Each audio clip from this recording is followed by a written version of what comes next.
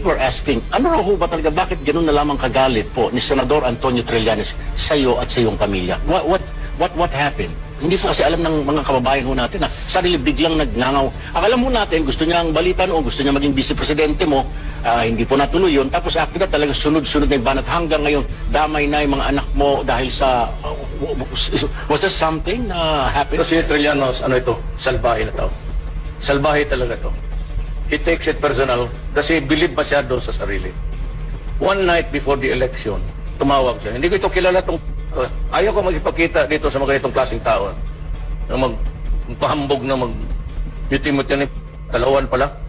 Pagka ganun ka, magpagkamatay ka sa prinsipyo mo, eh, tapos ito siya, gusto niya akong kausap, pumunta ako sa Lindel. Ito yung picture, the only picture that I have with him. Kinausap niya ako na gusto niya mag-vice-presidente sa akin. Sabi ko, ayaw ko. Ano ho ang naging reaksyon niya, sir, nung tinanggihan niyo na makatandem niyo siya sa vice-presidente? He's a very wily person.